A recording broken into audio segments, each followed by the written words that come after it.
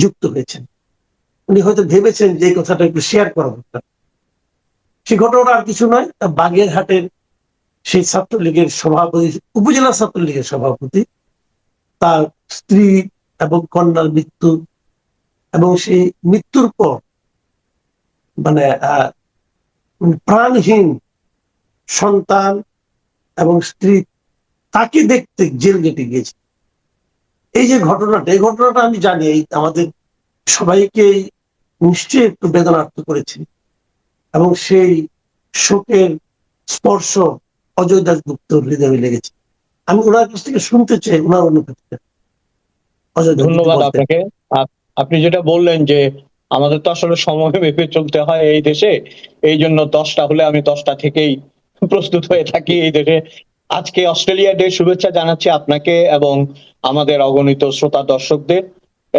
এটা মনে করিয়ে দিলেন যে সময়ানুবর্তিতা যেটাকে বলে, টাইম ইজ টাইম, এটা আমরা এই দেশে এসে 30 বছর আসলে অস্থি মজ্জা রক্তে ঢুকে গেছে। তো আপনি ঠিক বলেছেন, আজকে আমি আপনাকে খুঁজছিলাম সকাল থেকে, কারণ এই ঘটনাটা আমাকে খুবই বেদনাহত করেছে। আপনি কবি ইমতিয়াজ মাহমুদের নাম হয়তো জানেন। তিনি 2-3 লাইনে খুব চমৎকার চমৎকার কবিতা লেখেন। কালকে একটা এপিক তিনি রচনা করেছেন, যেখানে তিনি লিখেছেন যে মৃত মা ও সন্তান গেছে জীবিত পিতাকে দেখতে। আমি স্তব্ধ হয়ে গেছি লাইনটা পড়ে আর কি, যে আমার কাছে এটা এপিক মনে হচ্ছে, ক্লাসিক, যেটা লেখা থাকবে সময়ের সময়ের প্রাচীরে, এটা উৎকীর্ণ থাকবে যে এমন একটা সময়ে আমরা এসে দাঁড়িয়েছি মাসুদ ভাই, দেশে বিদেশে সব জায়গায় বাংলাদেশের মানুষের হৃদয়ের রক্তক্ষরণ যেন বন্ধ হবার নয়। দেখুন, কে ছাত্রলীগ করেছে, কে গুন্ডামি করেছে, কে আপনার ফ্যাসিস্ট হয়েছে, তার শাস্তি সে পাবে, এ নিয়ে তো আমরা তর্ক করছি না, এ নিয়ে তো আমাদের কোনো তর্ক নেই। কিন্তু আপনি এমন লোককে প্যারোলে জামিন দিচ্ছেন, এমন লোককে দিনের মধ্যে 3বার ছেড়ে দিচ্ছেন, আবার ধরে আনছেন, আবার ছেড়ে দিচ্ছেন, কিন্তু এই ছেলেটি বা এই যুবকটি, তার স্ত্রী এবং সন্তান, বিশেষত স্ত্রী আত্মহত্যা করেছেন, সেখানে তাকে দেখার মতো বা তাদের লাশ দেখার মতো বা তাকে একটু প্যারোলে যে মুক্তি দেয়া, সেই উদারতা আমাদের সরকার দেখাতে পারলো না, আমাদের রাষ্ট্র দেখাতে পারলো না। আগে বেদনার দিকটা বলি, সেটা হচ্ছে ধরেন এই যে ক্ষত, এই ক্ষত কি শুধু ব্যক্তি বিশেষের ক্ষত? আমার যে জায়গাটায় প্রশ্ন, আজকে এই ব্যক্তি বিশেষের ক্ষত কিন্তু সমাজকে আক্রান্ত করেছে। আপনি যদি ফেসবুকে দেখেন, বিশেষ করে নারীরা যেসব স্ট্যাটাস দিয়েছেন, এবং সেখানে তারা লিখেছেন যে আমরা আর কাঁদতে পারি না, আমাদের কান্না শেষ হয়ে গেছে, আমরা এগুলো আর নিতেও চাই না, দেখতেও চাই না। মানুষের এই যে ভীতশ্রদ্ধ একটা অবস্থা, এবং দেখেন মানুষ কোথায় গিয়ে দাঁড়াবে। আমি যেটা বলতে চাচ্ছি যে একজন বন্দির কিন্তু, সে যত বড় বন্দি, তার যদি ফাঁসিরও আদেশ হয়, তার কিন্তু অধিকার আছে তার সন্তান বা পরিবারকে শেষবার দেখার, কারণ এটা ছিল শেষ দেখা। কিন্তু সেই জায়গাতেও ন্যূনতম উদারতার চিহ্ন আমাদের সরকার বা রাষ্ট্র দেখাতে পারেনি। এই এটাই কি তাহলে আমরা চেয়েছিলাম? এটার জন্যই কি ফ্যাসিস্টকে তাড়ানোর বা বিগত সরকারকে তাড়ানোর আন্দোলন হয়েছিল? কোট আনকোট যাদেরকে আমরা ফ্যাসিস্ট বলছি, তাদের চাইতে যদি আমরা আমাদের আচরণ আরো ঘৃণ্য করে তুলি, সময় কি আমাদেরকে ক্ষমা করবে? আপনি দেখুন, সবচেয়ে যেটা আমার পরিহাস মনে হয়েছে, এরপরে একটি সংবাদ সম্মেলনে স্বরাষ্ট্র উপদেষ্টাকে যখন জিজ্ঞেস করা হয়েছে, আমি জানি না মানুষ কিভাবে এইভাবে কথা বলতে পারে, তিনি বলছেন যে কৃষি বিষয়ক প্রশ্ন হলে আমি উত্তর দেব, অন্য কোনো বিষয়ে আমি উত্তর দেব না। পরাগ নামে যে সাংবাদিকটি প্রশ্ন করেছিলেন, বারবার বলছিলেন যে আপনি স্বরাষ্ট্র মন্ত্রণালয়ের দায়িত্বে আছেন, আমি আপনাকে প্রশ্ন করতে পারি? তিনি হ্যাঁ না কিছু না বলে বারবার বলছেন যে কৃষি বিষয়ে প্রশ্ন করেন, রুখে দাঁড়ান। দেখেন, আমরা একটু ঠাট্টা করে কথা বলি বলে অনেকে হয়তো মনে করে যে আমরা লঘু কথা বলি, কিন্তু এখানেও তো আমাকে বলতে হচ্ছে যে ভবিষ্যতে 3টা প্রশ্ন নিয়ে আসবেন স্বরাষ্ট্র উপদেষ্টার কাছে।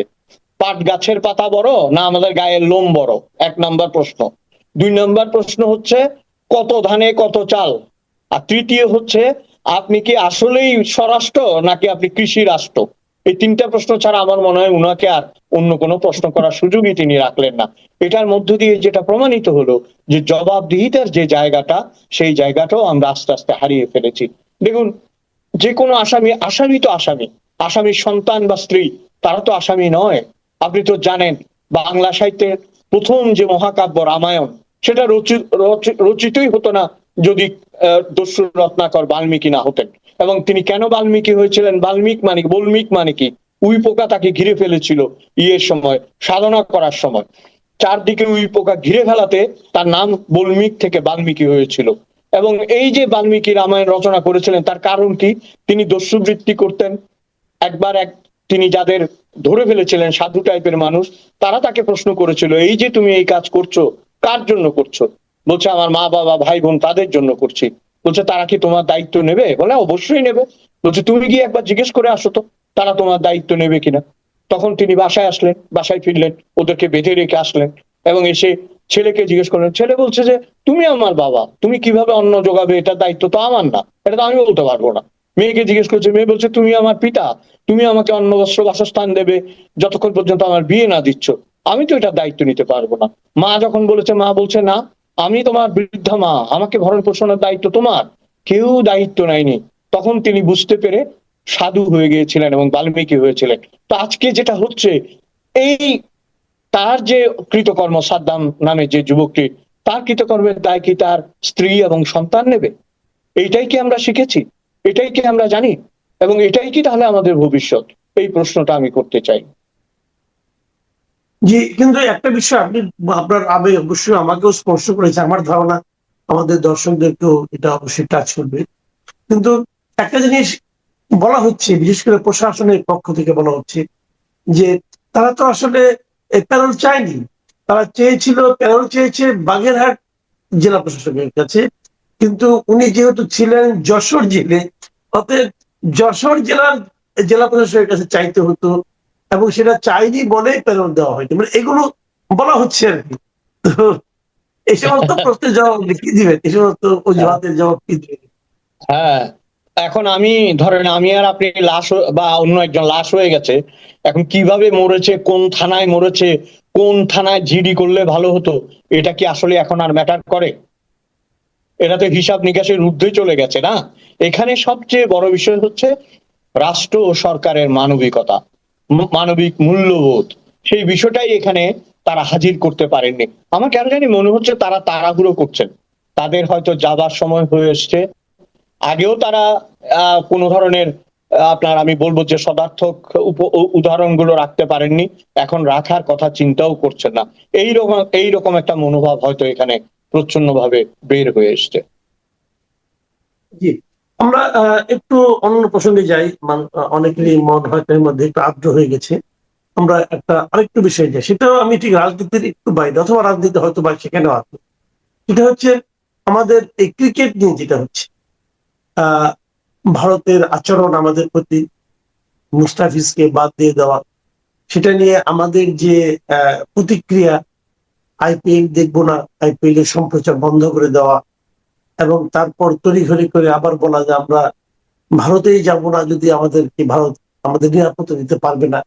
এগুলোর পেছনে আবেগ আছে, কিন্তু আমার কেন যেন মনে হয় এগুলোর পেছনে এক ধরনের রাজনীতিও আছে, এবং এক ধরনের ক্রিকেট ডিপ্লোমেসির যে অভাবটা আমাদের পক্ষে, সেটাও বোধ করে আছে। আপনার মূল্যায়নটা কি? দেখুন, আমি ক্রিকেট ভক্ত মানুষ, একসময় অন্ধের মতো পাগলের মতো ক্রিকেট ফলো করতাম। প্রথম কথা হচ্ছে, এইবারে আমাদের একটা লাভ হয়েছে, আমরা একটা নতুন ভারতীয় এজেন্ট পেয়েছি, আমাদের ক্রিকেটার তামিম ইকবাল। উনি যেহেতু সত্য কথা বলেছেন, একজন ক্রিকেটার হিসেবে ক্রিকেটের ভাষায় কথা বলেছেন, সাথে সাথে তাকে ট্যাগ দেওয়া হয়েছে ভারতের দালাল। খেয়াল করেছেন নিশ্চয়ই। এখন আমি তার নামটা কেন বললাম জানেন? ক্রিকেটাররাই ক্রিকেটের ভাষায় কথা বলবেন, ক্রিকেটাররাই ক্রিকেটটা বুঝবেন, ক্রিকেটের ভবিষ্যৎ বুঝবেন, যারা ক্রিকেট জানেন, ক্রিকেট বোঝেন, আইসিসির কাজগুলো বুঝেন। আইসিসি তো একটা আন্তর্জাতিক সংস্থা, সেখানে রুলস আছে। একটা সাধারণ সদস্য বাংলাদেশ, বাংলাদেশ শুধুমাত্র একটা সাধারণ সদস্য। সেখানে রুলসই হচ্ছে আপনি আইসিসির সমালোচনা করতে পারবেন, নিন্দা তো করতে পারবেন না। আপনি আইসিসির এগেইনস্টে যায় এইরকম কথা তো আপনি বলতে পারবেন না, আপনি প্রশ্ন তুলতে পারবেন। এই যে আপনি কথা বলছি, আমরা তো বাংলাদেশ বিরোধী কথা বলতে পারি না, আমরা আমাদের রাষ্ট্রপতি বিষয়ে কথা বলতে পারি না। বলতে পারি না এই কারণেই সেগুলো হবে রাষ্ট্রদ্রোহিতার সামিল। আমরা আমাদের রাষ্ট্রকে সম্মান করি, আমাদের রাষ্ট্রের কাঠামোকে সম্মান করি। আইসিসির কাঠামোকে সম্মান করতে হবে। মুশকিল হচ্ছে আমাদের মধ্যে ধরেই নেওয়া হয়েছিল যে আইসিসি মানে ভারত। অস্বীকার করা যাবে না, ভারতের প্রভাব সবচেয়ে বেশি। ভারত হচ্ছে সবচেয়ে বড় ডোনার কান্ট্রি যারা ক্রিকেট খেলে। কিন্তু পাকিস্তানি ক্রিকেটার যেটা বলেছে, সম্ভবত ওই যে ফাস্ট বোলার শোয়েব আক্তার বলেছেন যে বাংলাদেশ ভুলে গেছে বাংলাদেশ ইংল্যান্ডও না, অস্ট্রেলিয়া না, কাজে বাংলাদেশ সেই প্রেসার ক্রিয়েট করতে পারবে না যতক্ষণ পর্যন্ত সেই পরিস্থিতিতে আমরা না যাই। আর বিষয়টা দাঁড়িয়েছিল একজন বোলারের একটি ক্রিকেট লিগে অন্তর্ভুক্তির প্রশ্নে। সেটাকে যখন আইসিসির ভিতরে নিয়ে যাওয়া হলো, এবং খেয়াল করবেন আপনি, দুঃখজনক হলেও সত্য, আমাদের ক্রিকেট বোর্ড ক্রিকেটীয় ভাষায় কথা বলতে পারেনি। বিষয়টা এমন ভাবে দাঁড়ালো, বিশেষ করে উপদেষ্টা আসিফ নজরুল যখন থেকে হস্তক্ষেপ করলেন তখন থেকে বিষয়টা গুবলেট হতে শুরু করলো। কারণ তিনি যেগুলো বলছেন সেগুলো আসলে রাগের কথা, অভিমানের কথা, হয়তো সেন্টিমেন্টের কথা। এখন দেখেন, তিনি কিন্তু যখন জয়শঙ্কর এলো বাংলাদেশে, জয়শঙ্কর কিন্তু কোনো আমাদের আসল এয়ারপোর্টেও নামেননি, তিনি নেমেছিলেন তেজগাঁ এয়ারপোর্টে। তিনি কোনো ইমিগ্রেশনও করেননি, তিনি এসে তারেক রহমানের সাথে দেখা করে তার সমবেদনা বা সহানুভূতি জানিয়ে ফিরে গেলেন। সেই জায়গায় একমাত্র আসিফ নজরুলই দুজনের মধ্যে একজন যিনি তার সাথে দেখা করতে পেরেছিলেন। ওই বদনামটা কাটানোর জন্য তিনি কি হঠাৎ ভারত বিরোধী হয়ে উঠলেন? এই প্রশ্ন তো উঠতেই পারে যে তার যে সংশ্লিষ্টতা এইটা ঢাকার জন্য, কারণ সময় হয়তো তাদের শেষ হয়ে আসছে, সেইটা থেকে নিজেকে রক্ষা করার জন্য, বাঁচার জন্য বা ইমেজের জন্য তিনি হঠাৎ করে এইভাবে কেন বিদ্বেষী হয়ে উঠলেন? আমি এক বিন্দু কিন্তু ভারতের কথা বলছি না, এবং কমেন্ট বক্সে কোনো গালাগালিও আমি শুনতে রাজি না। ভারত যেটা করেছে বা ভারতের যে শক্তি তারা প্রয়োগ করেছে অন্যায় এবং বলপূর্বক, সেইটা নিন্দা জানিয়েই আমি বলছি ক্রিকেটের ক্ষতিটা দেখতে হবে না। এখন এই জায়গায় তো সত্যি কথা বলতে হবে। মাশরাফি যদি এখানে থেকে কথা বলতে পারতো, সাকিব যদি এখানে থেকে কথা বলতে পারতো, তামিমের ভাষায় কথা বলতো, কারণ তারা ক্রিকেট খেলে, ক্রিকেট বোঝে, ক্রিকেট জানে। এই জায়গাটাতে যে সন্ধি, আপনি কোন বিশ্বের কোন ঘটনায় সন্ধির নজির আমরা দেখি না? ধর্মযুদ্ধে সন্ধি হয়েছে, অন্যায় যুদ্ধে সন্ধি হয়েছে, ন্যায় যুদ্ধে সন্ধি হয়েছে, এমনকি পরাজিত এবং জয়ী দুইজনেই সন্ধি মেনে কাজ করেছে। এখানে সন্ধি হতে পারত। আজকে দেখেন, এই যখন আমরা এই কথাগুলি বলছি, যিনি, অনেকে তাকে বলে যে আসিফ নজরুলের তল্পি বাহক, তো তল্পি বাহক মানে ব্যাগ বাহক, তাই তো? এখন এই ব্যাগ বাহক কিন্তু ব্যাগটা নিয়েই চলে আসছে অস্ট্রেলিয়ায় গতকাল রাত্রে উনি ব্যাগ সহ পাড়ি দিছে। উনার ফ্যামিলি আছে নাকি আমাদের এই দেশে, উনি চলে এসছে। তো কি দাঁড়ালো? আমরা তো ধরেন এই যে ছোটবেলা থেকে যে ছড়া লিখি, বোর্ড সভাপতি আমিনুল ইসলাম বুলবুলের কথা বলছেন? জি, ছেলেবেলা থেকে যে আমরা ছড়া লিখি, তো এখন কি আমরা বলবো যে চিনতে হয়ে গেছে, মহা ভুল করছিলেন চুলবুল, পালিয়ে গেলেন আমিনুল ইসলাম বুলবুল? এটা বলবো এখন? পালিয়ে গেছে। এবং দেখেন, যুদ্ধের ময়দান তৈরি, সেনাপতি পালিয়ে গেছে, তো যুদ্ধটা হবে কি করে? আপনি যখন আপনি লজিক, কাউন্টার লজিক এবং আপনার সমস্ত শক্তি দিয়ে মোকাবেলা করার কথা, তখন আপনি দেশ ছেড়ে বেরিয়ে চলে এসেছেন। Is it fair? এটা ফেয়ার হয়েছে আমাদের সাথে, আমাদের দেশের সাথে? যেমন ধরেন, শাস্তিগুলো তো অনেক রকম হবে। স্কটল্যান্ডকে অলরেডি তারা অন্তর্ভুক্তি দিয়ে দিয়েছে, তো স্কটল্যান্ডের ভাগ্য খুলে আছে, তাই তো? বলে না, ঠাডায় বগা মরে, কার যেন কপাল ফাটে। তো তার কপাল খুলে গেছে, তারা ওখানে ডুবে গেছে, সেটা একদিক। এরপরে ধরেন আপনার যে সাবস্ক্রিপশন, যেগুলো টাকা পয়সা, যেগুলো আরো বিভিন্ন ভাবে বাংলাদেশ ক্রিকেট বোর্ডকে হেনস্থা করা হবে। Just wait and see. এবং আরেকটা জিনিস হচ্ছে, যাদের উপর আমরা নির্ভর করেছি এবং যারা আমাদের পক্ষ হয়ে একমাত্র ভোটটি দিয়েছে, তারা কিন্তু তাদের দল ঘোষণা করে ফেলেছে। পাকিস্তান, তারা কিন্তু তাদের দল ঘোষণা করে ফেলেছে, এবং পাকিস্তানি বাঘা বাঘা ক্রিকেটাররা বলছে যে উই হ্যাভ এ চান্স, আমাদের চান্স আছে ওয়ার্ল্ড কাপ জেতার, আমরা কেন বাংলাদেশের জন্য বয়কট করব? তো মানে কি, আপনাকে যুদ্ধের ময়দানে নামিয়ে দিয়ে আপনার বন্ধু যদি পিচ টান দেয়, তো আপনার পরাজয় ঠেকাবে কে? দেশের ক্রিকেট জগৎটা ইয়াংদের মধ্যে একটা ক্রেজ তৈরি করেছিল, অনেক আপত্তিকর বিষয় এবং আজে বাজে বিষয় থেকে ক্রিকেট তাদের দূরে সরিয়ে রাখতো। এখন সেই বিষয়টাও তো ক্রমাগত ভাবে ব্যাহত হতে থাকবে। কারণ আপনি যখন আইসিসি থেকে বেরিয়ে যাবেন, আবার ঢোকা, আবার করা, এগুলি অনেক হ্যাসেলের কাজ, অনেক আপনার প্রক্রিয়ার কাজ, এবং এটা আমি মনে করি একটা দীর্ঘমেয়াদী কুপ্রভাব আমাদের ক্রিকেটের উপর পড়েছে, এবং এটা অব্যাহত থাকবে। আচ্ছা, আমরা আলোচনার শেষ পর্যায়ে চলে এসেছি, কিন্তু এটা তো সত্য যে আমরা রাজনীতি নিয়ে কথা বলতে ভালোবাসি, রাজনীতির কথা শুনতেও ভালোবাসি, এবং আমাদের দর্শকদেরও একটা বড় অংশ আপনার কাছ থেকে কিছু রাজনৈতিক বক্তব্য শুনতে চায়, রাজনৈতিক দলগুলো সম্পর্কে আপনার মূল্যায়ন শুনতে চায়। সেই প্রসঙ্গে একটু আসি। নির্বাচন ঘনিয়ে এসেছে, কিন্তু 2 সপ্তাহের একটু বেশি সময় বাকি আছে। এই সময়ের মধ্যে যে নির্বাচনী প্রচারণা চলার কথা ছিল, একটা সাজ সাজ রব, আপনি দূরে আছেন হয়তো টের পাচ্ছেন না, আমরা কাছে থেকেও কিন্তু সেটা দেখতে পাচ্ছি না। নির্বাচনী যে খুব একটা হইচই, নির্বাচন নিয়ে মানুষের মধ্যে মানে সার্বক্ষণিক আলোচনা, সেরকম কিন্তু আমরা দেখছি না। এক ধরনের কেমন যেন সব নীরব। এখনো মানুষের মধ্যে সন্দেহ দেখতে পাচ্ছি, অনেকে বলা বলি করছেন যে 12 তারিখে নির্বাচন আদৌ হবে কিনা। এই সন্দেহ কিন্তু মানুষ থেকে দূর হয়নি। আবার এর মধ্যে আরেকটা জিনিস যেটা আমি লক্ষ্য করছি, অনেকে, যেমন আমরা শুরুতে ভেবেছিলাম যে বিএনপির সঙ্গে জামাতের প্রতিদ্বন্দ্বিতা, এটা তো হবে একটা একপাক্ষিক একটা যুদ্ধ, কিন্তু সেটা যে মানে একটা জোরালো হতে পারে, এটা মনে হয় প্রথমবার দেখলাম যে এবার বলা বলি হচ্ছে। মাঠের কথা বলতে পারবো না, ভোটারের মনে কি আছে জানি না, কিন্তু বিশেষ করে সোশ্যাল মিডিয়ায় আমরা দেখছি বলা বলি হচ্ছে যে জামাত নাকি বেশ প্রতিদ্বন্দ্বিতা তৈরি করছে, এবং জামাত নাকি এমনকি ক্ষমতায় চলে আসতে পারে। জামাতের একাধিক লিডারের সঙ্গে আমার দেখা হয়েছে, তাদের বডি ল্যাঙ্গুয়েজের জন্য আমি একটা চেঞ্জ পাই। তারা যেন মানে বেশ আত্মবিশ্বাস দিয়ে কথা বলছে, এবং তারা একটা কথা বলছে, নির্বাচনটা কিন্তু হতে দেন, দেখেন কি হয়। এই যে দেখেন কি হয় এটা বলার, তারা তাদের যে একটা দৃঢ়তা, আপনি কি মনে করেন এই প্রেক্ষাপটটা আসলে কিভাবে তৈরি হলো? আচ্ছা, প্রথমে কথা নিরপেক্ষভাবে, গান্ধীর দেশ ভারত, নেহেরুর দেশ ভারত, সুভাষ বসুর দেশ ভারত, সেই দেশে কি বিজেপি ক্ষমতায় আসেনি? বিজেপি তো একটি ধর্মভিত্তিক দল। কংগ্রেসের লৌহ কঠিন দুর্গ ভেদ করে কমিউনিস্টদের আপনার মাথার উপর কাঁঠাল রেখে আজকে কি বিজেপি সেখানে শাসন করছে না কয়েক টার্ম ধরে? বাংলাদেশে কেন ধর্মভিত্তিক দলগুলো এক একবার করে ক্ষমতায় আসার একটা স্বপ্ন দেখা শুরু করেছে বেশ কিছুদিন থেকে, এবং সেটা আমাদের পার্শ্ববর্তী দেশ এবং অন্যান্য দেশে বাস্তবায়িত হয়ে গেছে। আপনি বললেন, আমি সবসময় মনে করি বাংলাদেশে যদি দুটি রাজনৈতিক দলকে আপনি আসলেই মোকাবেলা করতে চান, কি হবে অন্যতম শক্তিশালী মোকাবেলা, তার একটি হচ্ছে বামপন্থী, আর একটি হচ্ছে জামাত। কারণ এদের মিলিটেন্ট ফোর্স আছে, এরা রেজিমেন্টেড, আদর্শবাহী। এখন আদর্শটা আমার পছন্দ হতেও পারে, নাও হতে পারে। আপনি বিএনপি হচ্ছে একটা ফর্মের, আপনার বোধহয় মনে আছে যে এক সময় খালেদা জিয়াকে একা করে দিয়ে, প্রয়াত বেগম খালেদা জিয়াকে একা করে দিয়ে সব নেতারা আস্তে আস্তে চলে গিয়েছিল। তখন আমার একটা বলেছিলাম যে এটা তো একটা প্ল্যাটফর্মের মতো, ক্যান্টনমেন্ট স্টেশন আসার আগেই মধ্যুর সাহেব সবাই নেমে চলে গেছে, যখন ক্যান্টনমেন্ট স্টেশন এসছে দেখা যাচ্ছে খালেদা জিয়া একা আছেন। এই ধরনের কোনো কিছু, এটা আওয়ামী লীগেও আছে, দলে দলে যায়, মিজান চৌধুরীরা চলে গেছে, এ চলে গেছে, ওই চলে গেছে, আবার ফিরে আসে। এই নাটকগুলো জামাতে হয় না, ইসলাম হবে না, কারণ তাদের একটা চেইন অফ কমান্ড আছে।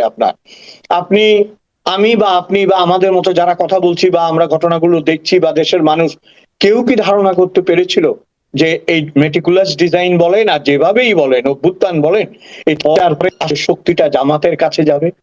তারা যে ছদ্মবেশে বা প্রকাশ্যে বা গোপনে কিভাবে নিজেদের সংগঠিত করেছে, এটার কাছ থেকে কিন্তু অন্যদের শেখার আছে বলে আমি মনে করি। শত্রুর কাছ থেকেও শিখতে হয়, শত্রুর কাছ থেকে শেখাটাই হচ্ছে উত্তম। আপনি জানেন রাবণ যখন রক্ত শয্যায় পড়ে গেছে, মারা যাচ্ছে, তখন রাম লক্ষ্মণকে নিয়ে রাবণের কাছে গিয়েছিল জানার জন্য যে কিভাবে ভালোভাবে দেশ শাসন, কিভাবে লঙ্কাকে তিনি স্বর্ণ লঙ্কা বানিয়েছিলেন। কারণ রাম বলতে পরম শত্রু হলেও তিনি যে একজন সার্থক রাজা তার কাছ থেকে আমার জানতে হবে। তো আওয়ামী লীগ এদের পরম শত্রু জামাত হলেও জামাতের কাছে কিন্তু কৌশল শেখার কোনো বিকল্প নেই। এবং আপনি আরেকটা জিনিস খেয়াল করবেন, শুধু ধর্ম বলছি কেন, আমাদের দেশের মানুষের মনে, আমি কথা বলে যেটুকু দেখেছি আমার অভিজ্ঞতা, মানুষের মনে একটা জিনিস তো ঢুকেছে যে আমরা তো আওয়ামী লীগের আমলে অনেকবার, আমরা বিএনপির আমলও দেখেছি, আমরা একটা নতুন আমল দেখতে চাই না। এবং এই নতুন আমল যদি কোনো কারণে অসাম্প্রদায়িক হয় কোনোভাবে, এবং যদি উন্নয়নের দিকে যায় এবং দেশে সুশাসন প্রতিষ্ঠা করতে পারে, তাকে তো আপনি সরাতেও পারবেন না। এবং আপনি যেটা বললেন যে বডি ল্যাঙ্গুয়েজ চেঞ্জ হয়েছে, এই বডি ল্যাঙ্গুয়েজ বা দেহের ভাষা বা শরীরের ভাষা চেঞ্জ হওয়ার প্রধান কারণ হচ্ছে তাদের আত্মবিশ্বাস, এবং এই আত্মবিশ্বাসটা গত 17 মাসে তারা অর্জন করেছে। একটা জিনিস খেয়াল করেন, আমি আগেও বলেছিলাম বোধহয় এই অনুষ্ঠানে, তারা কিন্তু কৌশলে একটা কাজ করেছে, তাদের এবং ঘর গুছিয়ে বিএনপির সামনের সারির লোকজনকে লুটপাট করা